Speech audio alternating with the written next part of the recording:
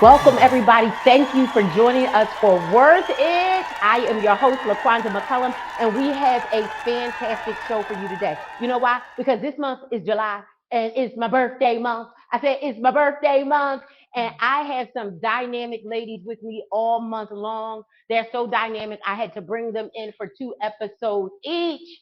And our first guest for today's show is Miss Naima. She's a spoken word artist, but she is also a woman who has overcome a tumultuous past. And I can't even believe she's been through all the things that she's been through and still is rising to the top. Her story is going to inspire you today to live regardless of everything that you've experienced. I can't wait for her to share her journey with you. But before we get into Naima and bring her up, we're going to get into this word of the week just like we do every other week. And this week's word is you are not uncovered. Let me tell you, this word has a target audience. The target audience is anybody really who has lost a parent or who does not have their parents with them. I was driving the other day and I felt completely lonely and completely uncovered, like I didn't have anybody protecting me. And while I was driving, it was like God was speaking to me, and it was like, you are not uncovered. You are not uncovered because God is covering you. And at the right time, when you really need it, God will send the people in your life that need to be there. And when they come, don't reject them because they are not who you want them to be, because they're not your actual mom, because they're not your actual dad. Allow God to cover you and don't reject who he sends to help you. Okay, so that I hope that encourages you to know and to understand. Be encouraged because God did not leave you uncovered. So now we're going to jump right into, girl, you.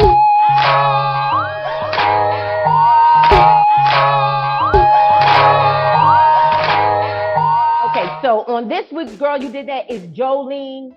I forget her last name. I can't quite pronounce it. Google didn't help me. Google Translate couldn't help me either. The Belgian team, she's a person that throws the ball, the heavy one. But listen, her team was going to be disqualified because the hurdlers, they were all injured. I mean, these were award-winning people that won trophy hurdlers, and they was tapped out. They were injured. But she said, I do not want my team to be disqualified. And although I've never jumped a hurdle in my life, I'm going to do it today with the risk of being embarrassed and looking foolish because I need my team to not be disqualified. And I want to make sure we have the opportunity to win. Listen, Jolene, I can't pronounce your last name, but honey, baby, can I tag you in when I need help? Okay? Because, girl, you did that. And if you know anybody who's amazing, who's doing their thing, let us know. Email us at submit@worthitTV.com. And while I'm waiting on your email, let's get right into this commercial break. Hi guys, I'm LaQuanda McCoullum, Worth Advocate, author and host of the Worth It TV Empowerment Series. And guess what, guys? We have launched the Worth Less to Worth It course. Why? Because we understand that you are your greatest asset. And if you give me 1 hour, I will give you the keys to unlock your self-worth so that you can increase your net worth. And I'm not talking about how you're going to gain your next $1 million over the next 30 days or how you're going to get your TikTok and Instagram followers up to over 20, 30, 100K within the next 7 days. No, I'm talking about the invaluable human being that you are. You're it.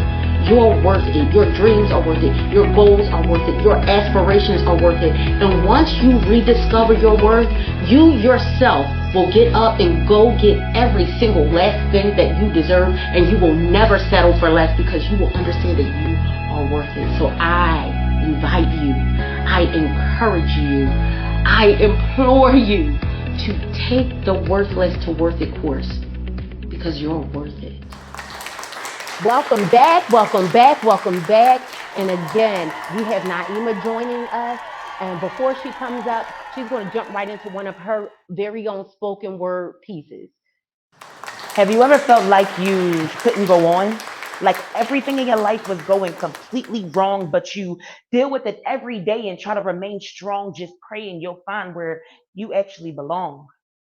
I've experienced pain that I thought would be the end of me.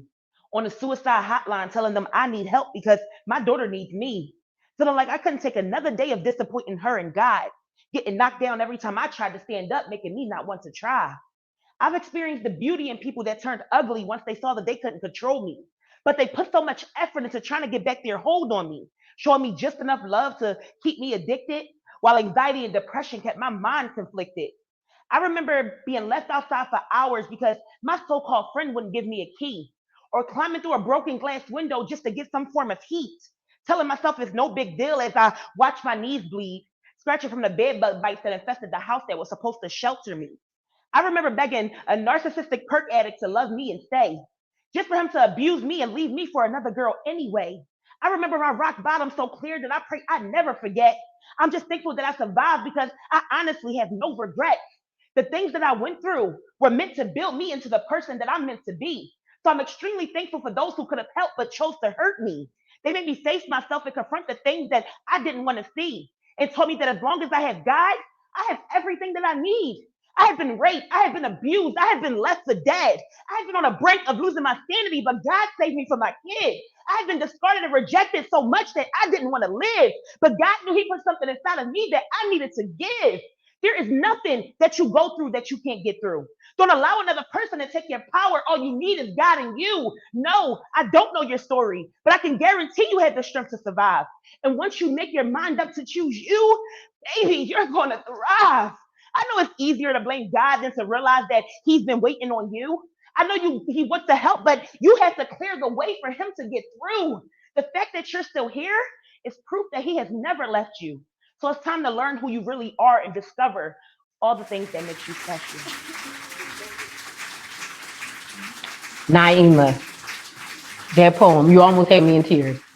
Okay, because it's so many different elements in that poem that it's. Did you make this stuff up? I wish. That's really it. It's like all those different things. I want you all to know that the things in that poem is not something that she pulled off the internet. It's not something from a story that she read or a novel that she picked up. These were snapshots from pieces of her life, right? Right. And so on this side, we can look back at it and be glad about how we made it over, right? Yes. But I want to talk to you from the perspective of a lot of people that may be watching. I need you to take us through the journey. And so for this episode, Naima is going to join us and she's going to share with us her journey. So it was a tumultuous one. Yeah. Tell us about from the beginning. From the beginning. I wouldn't even know where to begin. So to start, I've been on my own since I was 15 years old. Okay. My mom was pretty much battling her own demons, so she wasn't able to be what I needed. She pretty much turned me in and told them her health was more important and that she couldn't take care of me. So when you say turned you in, what do you mean? She turned me into the system. So I've been in placement. Yeah, I started off in placement. Was never a troubled kid, but I ended up in the troubled housing for troubled kids because they didn't have anywhere else to place me. But I was a straight A student. I was barely allowed outside.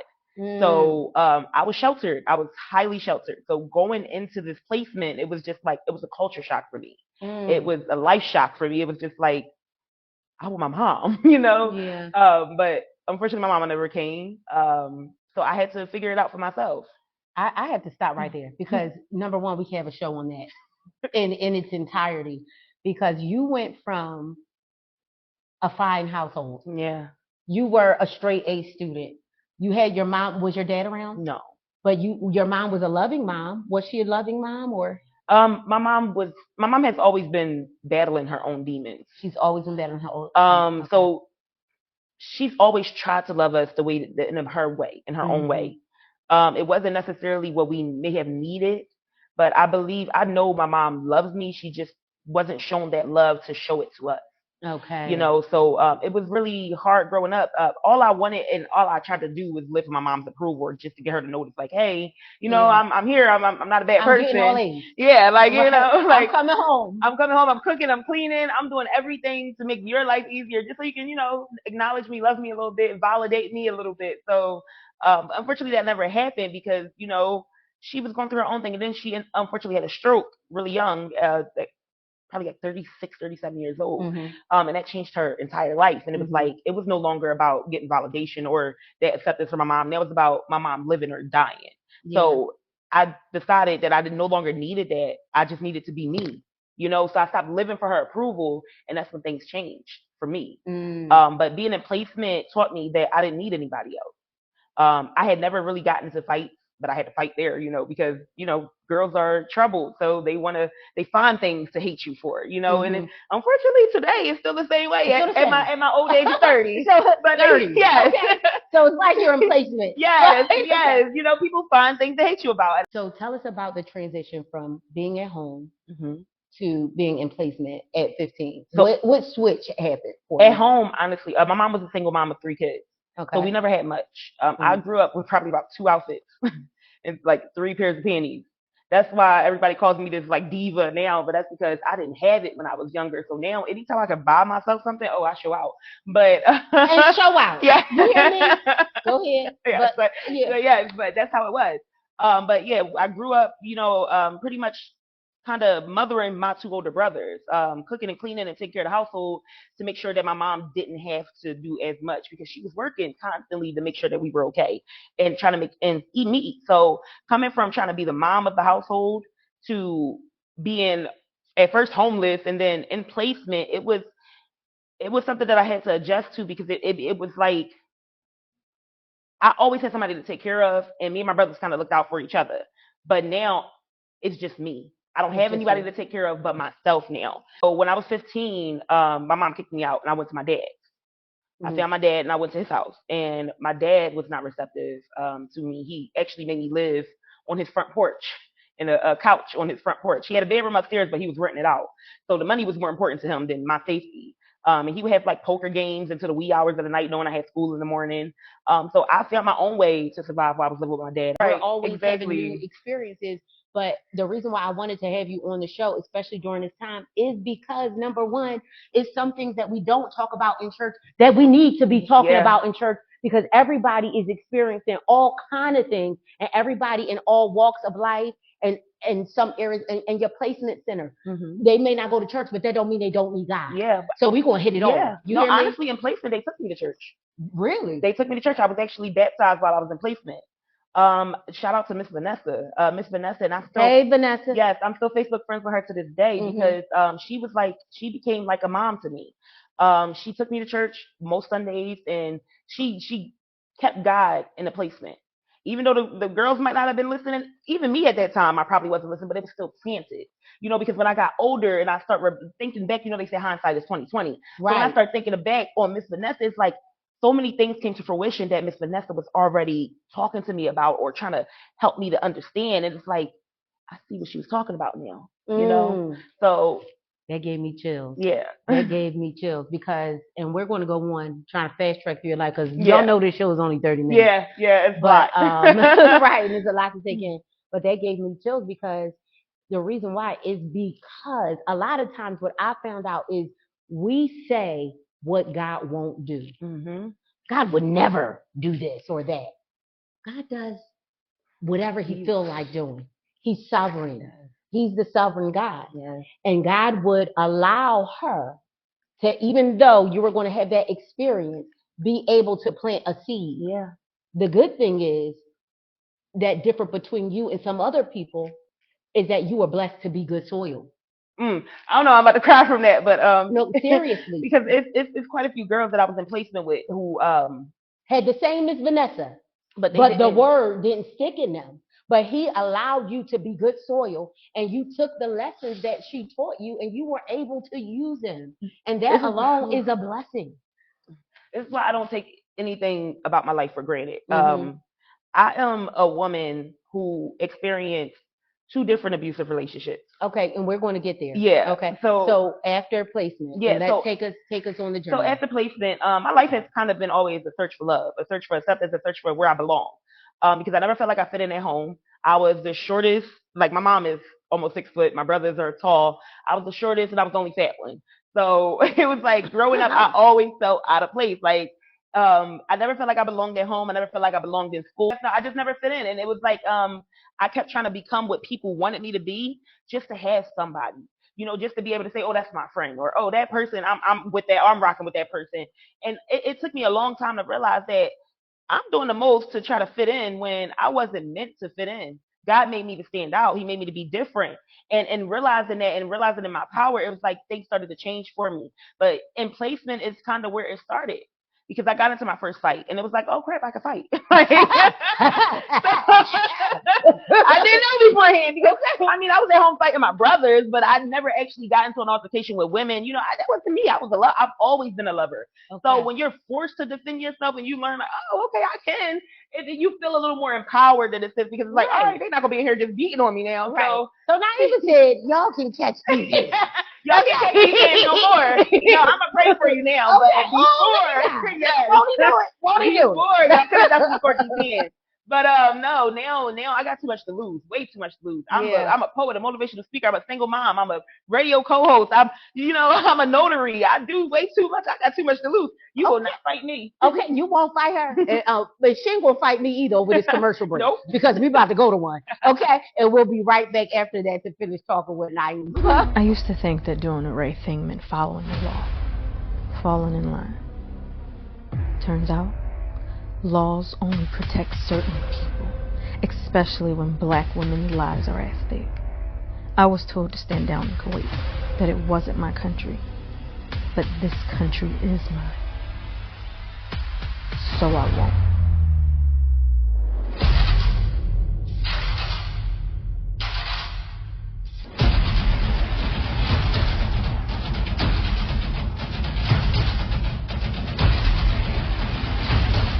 You run into some trouble? Turn that shit into a graveyard.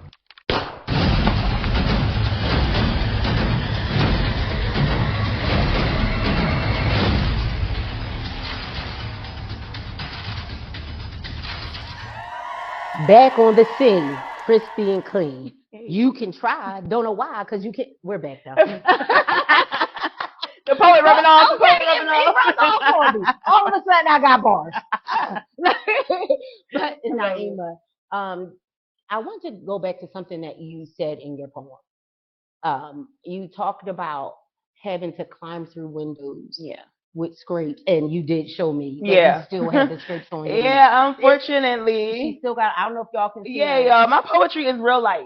Real life. My poetry is not made up. I wish. It was made up. I wish I was just feeding off of somebody else's drama or story, but it's like so much that happened to me, I don't even have to. Right. But yeah, if I wasn't living my life, I wouldn't believe it, honestly. Yeah. I share, because I don't want to talk about what I heard. Share. Take us a little bit more. So I had to, this is jumping into my marriage. I got married young, on my 23rd birthday, to be exact. Yeah, and I found out a week before our marriage, he left my daughter home alone to go to a hotel room with another woman.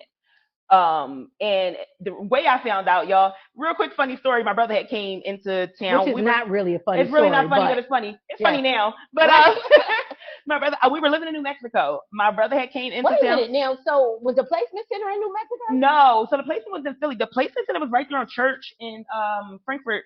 So how did you get to New Mexico? Oh, so I told you it's been a long life. How happened in that commercial break? So I've always been a woman's woman. My best friend since high school, she moved out to New Mexico for college. She called me one day crying. I've only heard her cry twice in my life, so I knew she needed me. So I literally packed up everything and went to her. And when I got out there, unfortunately, she chose the guy over me, and we're no longer friends. But I still got so much love for her, and I wish her nothing but the best.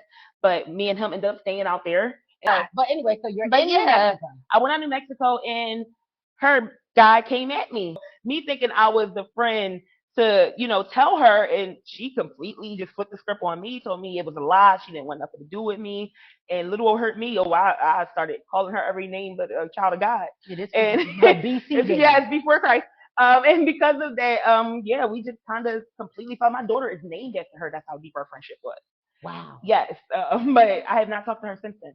Wow. Have not talked to her since then. She had loaned me money when I first moved out there because, like I said, I was just literally on the spur, went out there to save my friend. So she loaned me money when I got out there to get a place. I tried to pay her back. She told me she didn't want the money. She just wanted me to make sure that her godchild was okay. So that's what I did. And in return, when we fell out, she sued me. She took you to Judge Mathis? She took me to court, but I didn't even know she took me to court. So yeah, she sued me. Wait a minute. She took you to court and you didn't know about I didn't know. I didn't know because we had moved. So all the papers were going to her old address. I didn't know that she had sued me. I found out because they tried to garnish my wages at work. What? Okay, this is. Yes. I'm not laughing. No, Like, I'm telling y'all, I'm really gonna write a book on my whole life story. Like it's gonna be a good one. I'm telling you, yeah. I am in utter disbelief. Yes. Right. But yeah, so out comes my daughter and then moved to New Mexico because my friend needed me and yeah, so now we're in New Mexico. We get married and after we got married, that's when he became abusive. So when that happened, I loved him so much. It hurt so bad. It was like I don't want to fight you. I don't ever want to hit on somebody that I love, you know? So the fact that you're doing it to me, it's beyond me. Like, why? You know, that's all I wanted to know was why. But of course, you want to get that. Right. But at the time, did you feel like, or I don't know, was he your person? I thought he was. He was, you know, when your mom, you know, left or, you know, put you up for placement, your dad chose other people over you. Like I said, he chose a remote. Did you feel like I've always been looking for home, and I thought that was home. I thought that's where I belonged, you know. So I fought. I fought for him instead of against him. I fought to get back what we once had or that person that I once knew. You know, I was always queen independent, working multiple jobs, you know, making my own money. Like I said, I had my own apartment at 18 years old. But when we got married, I decided to stay home with my daughter and let him work so he could feel more like a man because I knew he felt inadequate being with me. I tried to dim my light so much because I knew it was making him feel like less of a man. For anybody listening, the worst thing you can ever do to yourself. Because God created us a certain way for a certain reason because the world needs what he put inside of us. Yeah. So anytime we're stifling what he gave us, you know, anytime we're stifling what he gave us to be somebody for somebody else instead of him, you're cheating yourself and you're cheating this world of what he produced. So one thing I learned is that I will never make myself smaller for a man. I will never make myself smaller for a friend. I will never make myself smaller for anybody in this world. I'm only going to do and be who God put me here to be because it's nothing else that I want. I only want what he wants for me. It took me a long time to accept myself. Like I said, I grew up the only fat kid in the house, you know, like I used to be over 300 pounds. Like, so it's like everything that I've been doing is to love on me, to just better on me. And after, you know, you don't have to rush through. Yeah. Okay. I feel you. You don't have to. We're coming back for another show. Okay. But what I wanted to ask you, because we're helping somebody, how old were you? I was 17 when I first got with my husband. Right. We were 23 when we got married. And how old were you when the abuse started? I was 24. You were 24 when the abuse started. And when did you know it was time for it to stop? How old were you? How long did it take? About 25, 26. So almost 2 years. Yeah. Did he become abusive right at 24, you think? No, it didn't happen until after we got married. It was kind of gradually. It started off mentally. Okay. You know, putting me down. abuse. Yeah. Making me feel smaller or less than or like I wasn't capable. And eventually you start believing them. You know, so then when they start hitting you, you don't want to fight back because you feel like you deserved it. That's how you felt? Yeah. Okay. So what happened? What was that moment that you said, I can't take this anymore? My daughter. Because that's important. My daughter. You already had your daughter, though. My daughter. He hit my daughter. Okay. That's okay. Yeah. So he hit your daughter. Well, he was having a tantrum and he hit my daughter in the face with the remote control. And I heard her scream like I've never heard her scream in my life. And I ran and I actually got a poem about this. I ran and I picked her up and I just put my body around her so he can keep hitting me instead of her. And eventually I just heard her say, Mommy, he's gone. And I looked up and he was gone. You know, but me and her, I just sat in fetal position, like holding her and crying because like I knew, like, you could do whatever you want to me. But that one, No. I will go to war against this world for my child. I don't know love is that strong besides the love that I have for my child and God. So at that point, I knew it was time to go. Okay. And what did you do to prepare to leave? Now he left, and yeah, it was God. It was God. Did you leave New Mexico? Well, no, that's the funny part. He left us homeless in New Mexico. Okay. Yeah, he left us homeless in New Mexico. The apartment that we had, he told me was paid up for 2 months. The lady came around the next week after his mom had paid for his flight back to Philly and told us that we had to get out. So now I'm homeless across the country. I have no family, no friends, but my child. Because remember I told you my friend had chose the guy over me, so I had nobody. But I had God. That's all I needed. Right. So here we are with Naima. We're only up till about 26, okay? And so right now she's been in placement. She's had a daughter. She's moved to New Mexico, married, suffered through abuse, loss of friends, and now she's about to leave New Mexico. That's what we'll end this show. As you see, she's overcome so much. We want to hear some more of her story, so we're bringing her back for another show so that we can see the upside of her life and where she is living now. It gets so much better. It gets so much better. And while it's getting better, we're going to get into this next segment, Yes. which is it worth it? Hey. What's your life worth? Oh, heck yeah. Okay, come on with it. Yes, no, maybe so. Right? And if it's worth it, we're going to say it's worth it. Okay. And if it ain't worth it, we're going to say it ain't worth it. Okay. Are you ready to get into it? Yes. Alicia, can you bring up the first one, please? Oh, what is it? It came and then it went. It disappeared. It came and then I it saw went. deodorant. You saw deodorant. Okay, good. Are you using something? Wear natural deodorant. I don't know. Secret. Bring it back. Bring it back. Secret keeps my secrets, ladies and gentlemen. That is my brand of choice. I'm going to be completely honest. I have never tried a natural deodorant. Okay. So basically, I have tried natural deodorant. Yeah. And I think it's worth it. Okay. I have some on now. Do you smell it? No. Okay. It smells amazing. Okay. It smells amazing. So it's worth it. It's worth it. Wait, and I'm aluminum. Oh, it's worth it. Sorry. It's worth it. And it's aluminum free, so I'm free of cartridges. I'm Okay. gonna try it. You should see. But you smell good too. Thank you. Okay, let's go to the next one. Dating someone shorter than you. And if you didn't see, that was Kevin Hart and his new wife, Keone. Can we do like this? We can. Let me tell you something. Now listen, I have some very interesting information about that, and I'll ask Alicia to bring up the other clip in a second. Now, did you know what? I got this from some site, not sure how valid it is, but it says 1.4% of women are the only ones that will prefer to date men around their height or shorter, right? Wow. Only 1/4.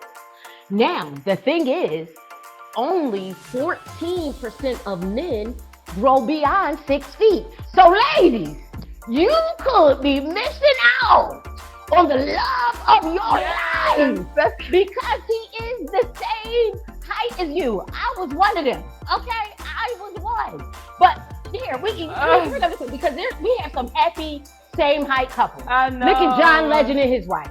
This is a random couple I picked off Pinterest, but they look happy. They look happy. They look extremely happy. And then we have my cousin and his wife. I'm gonna say it's worth it. Ladies, let's tap into some of these guys who are the same height. Tap into it.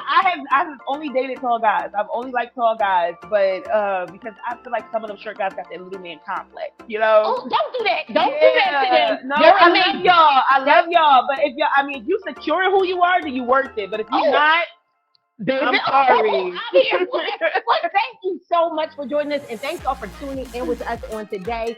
Listen, come back next week because Naima is going to share the rest of her story, and it's a fast track full of overcoming, full of things that I cannot believe that just happened. And if you want to join us or be a guest on the show, you can send us an email at submit@worthitTV.com. Girl.